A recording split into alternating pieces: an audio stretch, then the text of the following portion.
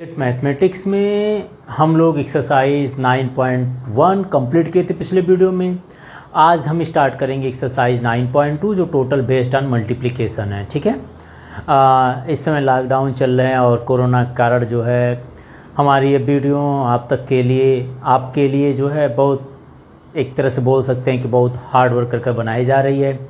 और मुझे भी आशा है कि आप लोग इसका जितने भी क्वेश्चंस कराए जा रहे हैं आप घर बैठे पूरे सॉल्व करने की कोशिश करते होंगे इस वीडियो की मदद से। और अगर कहीं कोई प्रॉब्लम आती है आप लोग को कि कहीं अगर कोई प्रॉब्लम आ जाती है या कोई और आप बुक्स पढ़ रहे हैं या किसी की प्रिपरेशन कर रहे हैं तो आप मुझे कमेंट बॉक्स में लिख कर भेज दीजिए, अपनी मेल भेज दिया करिए, जिससे कि अगर कहीं कोई प्रॉब्लम आती है आप लोग को तो मैं आपको उसके सलूशन को आपके मेल पर रिप्लाई दे सकूं। मैं आपके मेल पर उसके सलूशन को सेंड कर दूंगा। तो जितना हो सकता है मदद हमसे वो मैं आपके लिए कर रहा हूं। तो चलिए चलते हैं बिना देर के एक्सरसाइज 9.2 पर। एक्सरसाइज 9.2 में पूछा है find the product of the following pair of monomials. Monomial मैंने आपको बताया भी था कि जिसमें जो भी हमारे पास एक पॉलिनोमियल या हमारे पास अलजेब्रिक एक्सप्रेशन जो कि सिंगल टर्म का होगा, जैसे सिंगल मतलब जैसे 4 हो गया, 7p हो गया, है ना, -4 हो गया और दूसरा 7p है। तो जिसमें सिंगल टर्म्स हो, जो अलजेब्रिक एक्सप्रेशन जो सिंगल टर्म्स रखते हैं उसको मोनोमियल बोलते हैं। अब हमें प्रोडक्ट करना है तो प्रोडक्ट करते समय याद रखा करिए जो वेरिएबल पार्ट होते हैं उसका हमेशा वेरिएबल मतलब सेम वेरिएबल से होता है और जो कांस्टेंट होते हैं उनका कांस्टेंट से हुआ करता है। अगर वेरिएबल दोनों डिफरेंट है, जैसे एक p है और दूसरा q है, तो वहाँ पर p इंटू क्यू मिलकर pq बन जाएगा। और मान लीजिए आपका वेरिएबल एक p है दूसरा भी p है तो दोनों मिलकर p का स्क्वायर बना देंगे। अगर मान लीजिए एक p है दूसरा स्क्वायर में ऑलरेडी है तो ये मिलकर pq बन जाएंगे। देखिए पावर ऐड होता जाता है ना, ये p हो गया तो अगर यहाँ पर कुछ नहीं तो 1 मान लेंगे तो 1 + 2 क्या हो जाएगा, 3 आ जाएगा। लेकिन अगर मान लीजिए एक p स्क्वायर है और दूसरा q है तो ये मल्टीप्लाई नहीं होंगे लेकिन आपस में साथ में हो जाते हैं। ये नहीं कि आप q के जो पावर होंगे इसको ऊपर ऐड कर देंगे। तो डिफरेंट वेरिएबल को सेम वैसे लिख देते हैं, लेकिन जो सेम अगर होते हैं, सेम अगर वेरिएबल होते हैं तो उसमें जो उनके पावर होते हैं वो आपस में ऐड होते जाते हैं। ठीक है, ऐसे ही अगर कांस्टेंट होगा तो हम कांस्टेंट से मल्टीप्लाई करेंगे और वेरिएबल का वेरिएबल से करेंगे। तो यहाँ मल्टीप्लाई वेरिएबल और कांस्टेंट में चलना है लेकर। जैसे अगर क्वेश्चन में बात करें तो क्वेश्चन नंबर 1 आप जरा देखिए एक बार, हम सोल्यूशन स्टार्ट करते हैं। क्वेश्चन नंबर 1 का सोल्यूशन फर्स्ट अगर बात करें, सोल्यूशन आप फर्स्ट पार्ट यहाँ पर देखिए प्रोडक्ट पूछा है तो आप लिख दीजिए product which is equal to, आपको प्रोडक्ट किसका करना है, 4 का करना है, किससे, 7 और p से। तो मैंने आपको बताया था क्या कि नंबर का नंबर से मल्टीप्लाई कीजिए और अगर कोई वेरिएबल पार्ट है जैसे यहाँ p है तो उसको आप वैसे ही रहने दीजिए। अब यहाँ देखिए नंबर से नंबर करेंगे तो 7 4 जा कितना होगा 28 और p को ऐसे ही रहने दें तो 28p बच जाएगा। ठीक है ना, नंबर का नंबर से होगा, वेरिएबल पार्ट का वेरिएबल से होगा। अब जैसे मान लीजिए नंबर 2 इसका हम लेकर चलते हैं। प्रोडक्ट आपसे करना है, प्रोडक्ट किसका पूछा भाई, प्रोडक्ट आपसे पूछा है -4p का 7p के साथ। ठीक है ना, तो एक चीज़ याद रखिएगा, अगर माइनस है दूसरा वाला प्लस है तो माइनस ही रहेगा, बिकॉज माइनस जहाँ जाता है मल्टीप्लाई इन सबको माइनस करते जाएगा। ठीक है ना, तो माइनस और प्लस है तो माइनस इंटू प्लस बताया गया था, आपको बताया गया ना, माइनस का मल्टीप्लाई अगर प्लस से करते हैं तो माइनस हो जाता है, या प्लस का मल्टीप्लाई माइनस से कीजिए तो माइनस हो जाता है। ठीक है ना, लेकिन माइनस अगर डबल हो जाता है, माइनस इंटू माइनस तो प्लस होता है, वो भी बताया गया, क्लास 6 में ये चीज़ें बताई गई होगी आप लोग को। तो देखिए अब क्या करेंगे, माइनस प्लस माइनस हो गया, नंबर का नंबर से कर दीजिए मल्टीप्लाई। तो 4 का 7 से करिए कितना होगा, 4 7 जा 28। ठीक है ना, और यहाँ देखिए p 1 है और यहाँ p 1 है तो 1p और दूसरा यह p, तो इनके क्या होंगे, p और p मिलकर क्या होगा, p स्क्वायर बन जाएगा, 2p नहीं, एडिशन में ऐड हो जाते हैं लेकिन मल्टीप्लाई में p और p मिलकर p स्क्वायर बना देंगे। ठीक है ना, बहुत ज़्यादा प्रॉब्लम नहीं, सिंपल, आप ध्यान से देखिए तो सारे आराम से कर लेंगे आप लोग। एक और बात करते हैं, नंबर 3 की भी बात कर लेते हैं। देखिए प्रोडक्ट आपसे पूछा है, हम यहाँ पर ओनली मल्टीप्लिकेशन कर रहे हैं तो हमें किसका मल्टीप्लाई करना है, -4p का 7p और q के साथ। ठीक है, -4p का 7p q के साथ। तो आप देखिए सबसे पहले इसमें माइनस एक ही है, माइनस 2 होगा तो प्लस हो जाएगा, लेकिन पूरे मल्टीप्लाई में माइनस 1 है तो सबसे पहले तो माइनस हो जाएगा, जैसे यहाँ पर भी था माइनस और प्लस था तो माइनस हो गया, ठीक है ना। अब क्या करेंगे, नंबर का नंबर से मल्टीप्लाई कर लेंगे। तो 4 का मल्टीप्लाई 7 से कर लीजिए, 4 7 जा कितना होगा 28, तो यहाँ लिख दीजिए 4 7 जा 28, ठीक है। अब आप देखिए बचा P और यहाँ भी अब P है, तो P का P से मल्टीप्लाई कर लीजिए, 2 P है ना, एक P यहाँ और एक P यहाँ, तो P इंटू P कितना हो जाएगा, P स्क्वायर हो जाएंगे, ओके। और बाकी बचा Q, Q तो और नहीं है, Q सिंगल यहाँ पर है, देखिए Q क्या है यहाँ पर सिंगल है, तो हम सिंगल Q को ऐसे ही रहने देंगे, तो यह हो जाएगा -4 into 7 is equal to -28 and P into P मिलकर P स्क्वायर बन गया और Q को हमने वैसे ही छोड़ दिया, तो -28 P स्क्वायर Q हो जाएगा, ठीक है। अब अगला पार्ट लेकर चलते हैं। देखिए बहुत सिंपल क्वेश्चन है, ध्यान दीजिएगा, हमें नहीं लगा कहीं प्रॉब्लम आनी चाहिए आपको। अब नेक्स्ट हमें प्रोडक्ट फाइंड करना है। प्रोडक्ट किसका फाइंड करना है, 4p³ का मल्टीप्लाई करनी है -3p से, 4p³ का मल्टीप्लाई -3p से करना है। तो आप देखिए इसमें पूरे प्रोडक्ट में माइनस कितना है, यहाँ पर माइनस कितना है, एक माइनस है ना, देखिए यहाँ माइनस है और यहाँ +4 है, तो यहाँ पर -1 है इसलिए माइनस लिख देंगे, बिकॉज नेगेटिव अगर डबल होगा तभी उसको पॉजिटिव करेंगे, otherwise minus into plus minus हो गया। अब 4 का मल्टीप्लाई 3 से कर लीजिए, 4 3 जा कितना होता है 12 होता है, तो लिख लीजिए 4 3 जा 12 हो गया।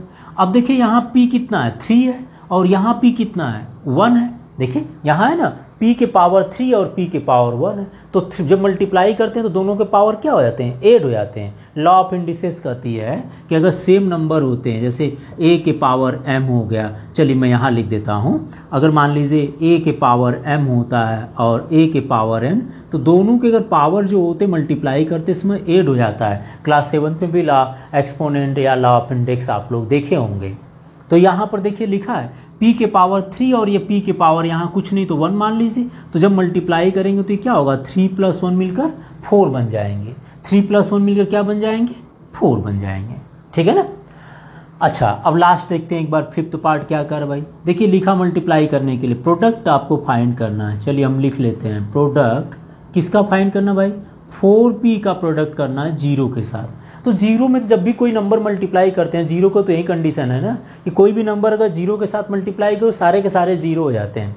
तो 0 इंटू इनफाइनाइट भी हम 0 बोला करते हैं, तो वहाँ तो नंबर है ना, यहाँ पर तो 4p है, तो 0 का कोई भी नंबर से किसी भी लेटर वर्ड किसी से मल्टीप्लाई कर दिए वो सबको 0 कर देता है, ठीक है ना। तो 4p का मल्टीप्लाई अगर 0 से कर देंगे तो 0 आ जाएगा।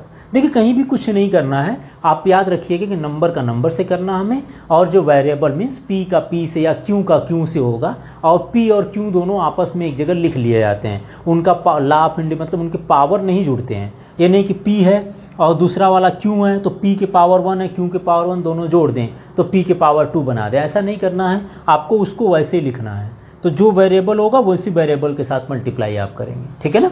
मेरे हिसाब से समझ में आ गया होगा, तो आप एक बार नोट कर लीजिए क्वेश्चन नंबर 1। मैं चलूँ लेकर क्वेश्चन नंबर 2 आपके लिए। 2 का एक्सरसाइज 9 पॉइंट क्वेश्चन नंबर 2 जो है, find the areas of the rectangle with the following pairs of monomials is as their length and breadth respectively. Means जो भी ये मोनोमियल्स दिए हैं, एक लेंथ है दूसरा उसके ब्रेथ है, मतलब फर्स्ट लेंथ दूसरा ब्रेथ, बिकॉज रिस्पेक्टिवली लिखा है, ठीक है ना। तो रिस्पेक्टिवली मीन्स पहला ये दूसरा ब्रेथ हो जाएगा, पहला लेंथ दूसरा ब्रेथ। ऐसे ही आपके दिए गए length and breadth different dimensions में दी गई है, डिफरेंट वैल्यू दी गई है लेंथ एंड ब्रेथ की। हमें एरिया फाइंड करना है, एरिया ऑफ रेक्टेंगल। तो कैसे फाइंड करेंगे, चलिए देखते हैं solution of this question. Solution के लिए सबसे पहला मान लीजिए हमसे इसके बारे में पूछ रहा है P एंड Q के लिए, ठीक है ना। तो आप सबसे पहले लेंथ लिख लीजिए, लेंथ कितना भाई, लेंथ आपको P दिया है और ब्रेथ कितना दे दिया है, ब्रेथ मान लीजिए आपको दे दिया है Q दे दिया है।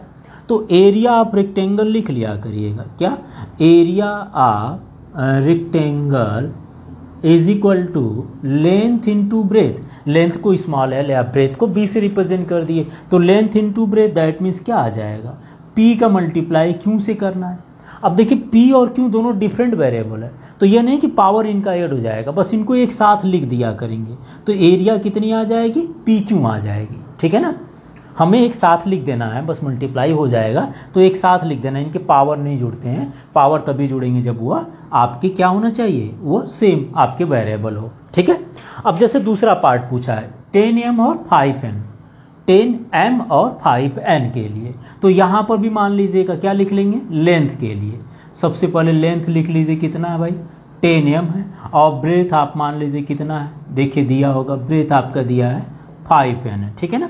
तो यहाँ पर एरिया ऑफ रेक्टेंगल निकालना है, तो area of rectangle which is equal to length into breath.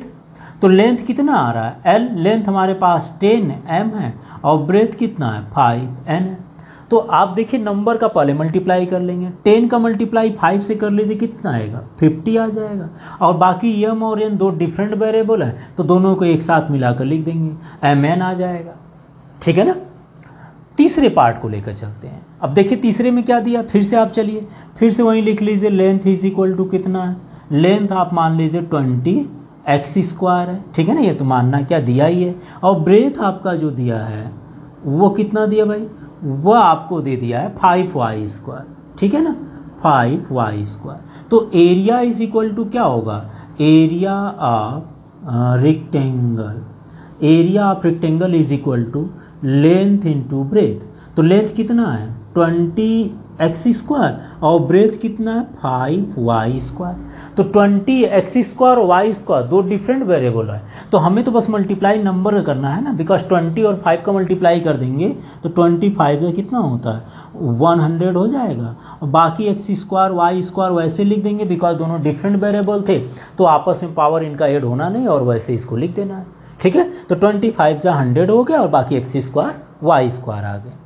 अगले पार्ट को देख लेते हैं, इसी तरह से सिंपल क्वेश्चन है ना। अब अगला मान लीजिए 4x और 3x² दिया, तो फिर से लिख लीजिएगा वही, चलिए मैं शॉर्ट में लिख देता हूँ, L length is equal to 4x and breadth is equal to 3x², ठीक है। तो एरिया लिख लीजिएगा, then area is equal to area rectangle, चलिए पूरा लिख दिया, area of rectangle is equal to length into breadth. Length कितना है 4x है और ब्रेथ कितना है 3x² है, तो 4 3 जा कितना होगा 12, लेकिन वेरिएबल दोनों एक ही है, देखिए यह x है, यह है ना x, यह भी x है और यह भी x है, तो x की पावर 1 और x की पावर 2 दोनों सेम वेरिएबल होने पर पावर क्या हो जाएंगे, ऐड हो जाएंगे, तो यह आ जाएगा x की पावर 3 आ जाएगा, ठीक है। और लास्ट में भी देख लेते हैं, लास्ट में क्या दिया है, लेंथ इज इक्वल टू मान लीजिए इसमें दिया 3mn और breadth b is equal to दे दिया 4n and p, 4np, length 3mn है और ब्रेथ कितना है 4np है। तो यहाँ पर एरिया अगर निकाला जाए, मैं directly area is equal to length into breadth लिखता हूँ, और लेंथ कितना है, लेंथ आपका है 3mn और यहाँ पर 4np। तो सबसे पहले तो नंबर का मल्टीप्लाई कर लीजिए, देखिए 3 का 4 से कर लीजिए, 3 4 जा कितना आएगा 12 आ जाएगा। m है, m अकेले है तो m अकेले लिख दीजिए, n देखिए एक n यहाँ है एक n यहाँ है, 2 n है, तो n के पावर 1 यहाँ हो गया, n के पावर 1 यहाँ हो गया, दोनों अगर मिला लिया जाए तो n के पावर कितना हो जाएगा 2, और बचा कितना p, तो p लिख दिया ऐसे, तो ये कितना आ जाएगा 3 4 जा 12, m अकेले था सिंगल था तो सिंगल लिख दिया गया, n into N is equal to n² and p, तो 3 4 जा 12 mn² एंड p आ जाएगा। देखिए क्वेश्चन बहुत सिंपल थे, लेंथ एंड ब्रेथ दिया गया था, डायमेंशन दिया था, नहीं देता तो आपको बोलता इन दोनों टर्म्स का मल्टीप्लाई कर दीजिए, तो सिंपल है, मेरे हिसाब से कहीं कोई प्रॉब्लम नहीं आएगी, किसी बच्चों को प्रॉब्लम नहीं चाहिए लेंथ एंड ब्रेथ की बेसिस पर इनका मल्टीप्लाई करना, ठीक है ना। तो आप एक क्वेश्चन नंबर 2 कंप्लीट कर लीजिए, अब हम क्वेश्चन नंबर 3 लेकर चलेंगे, तो आप एक बार इसको नोट कर लीजिए।